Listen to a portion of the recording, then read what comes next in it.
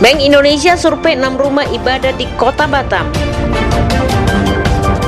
Bank Indonesia wilayah Kota Batam melakukan survei ke 6 rumah ibadah di Kota Batam Jumat 12 Mei 2023 sebagai salah satu persyaratan penerima bantuan rumah ibadah melalui program Corporate Social Responsibility CSR. Holili Opsi Konsultan Riset Bank Indonesia langsung turun ke lokasi Masjid Darul Anwar Sei Harapan Sekupang, Masjid Nurul Yakin Sungai Binti Sagulung, Gereja Jemaat Kristus Indonesia GCKI Metanoia Sagulung, Gereja Internasional Full Gospel Fellowship IFGF Mitra Sayap Pengharapan Batu Aji, Gereja Misi Injili Indonesia GMII Jemaat Bukit Jaitun Batu Aji, dan Gereja Segala Bangsa Sion Batam Sagulung. Masing-masing rumah ibadah memiliki kebutuhan yang berbeda-beda.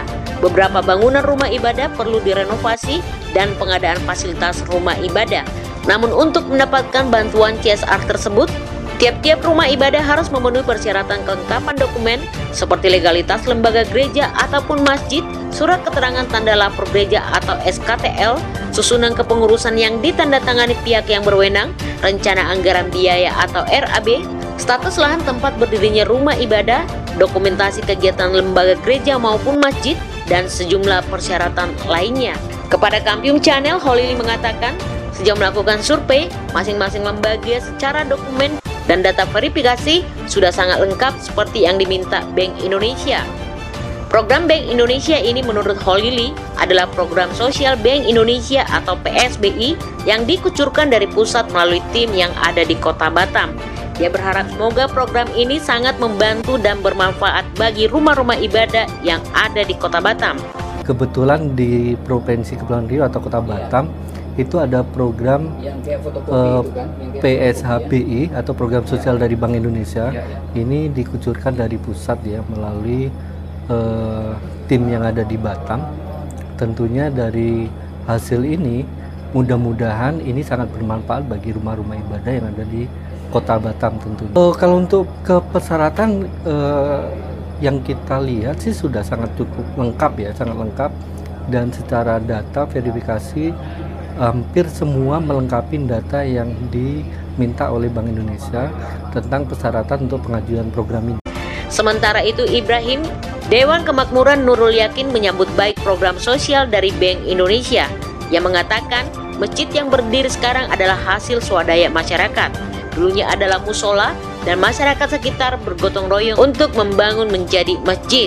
Kendati demikian, Masjid Nurul Yakin masih perlu perbaikan, salah satunya dikarenakan jemaah yang semakin bertambah. Oh ya, kami sebagai DKM Dewan Kemakmuran Masjid mengucapkan ribuan terima kasih yang rencananya akan memberikan bantuan untuk pembangunan Masjid Nurul Yakin ini.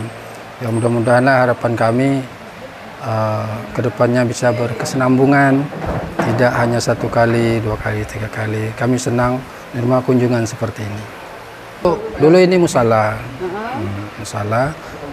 sekarang sudah jadi masjid, diresmikan kemarin Desember 2022.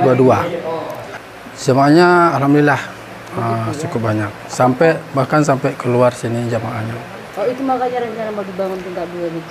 Karena ini 4 blok sampai 5 blok pun sampai C tahap 2. 1 RW 07 ini ada 5 RT. Nah, jadi masjidnya cuma inilah satu-satunya. Jadi untuk jamaah memang kurang memadai lah. Hal senada juga disampaikan oleh Pendeta GMII Jemaat Bukit Jaitun Abraham. Ia berharap hasil verifikasi oleh tim survei Bank Indonesia sesuai dengan kerinduan jemaat selama ini. Ya, sungguh berterima kasih untuk Ibu Horjani yang sudah menjembatani kami untuk bisa pengajuan ke Bank Indonesia. Sungguh bersyukur ya Tuhan pakai Ibu Horjani sebagai perpanjangan tangan Tuhan untuk boleh membantu kami dalam proses renovasi ya gereja, dan hari ini tim verifikasi dari Bank Indonesia boleh. Ia mengatakan selama belasan tahun baru kali ini gereja tersebut masuk dalam program CSR Bank Indonesia. Secara khusus ia berterima kasih kepada Horjani Dewati Hutagalung selaku pemerhati masyarakat yang telah menjembatani rencana perenovasian rumah ibadah tersebut.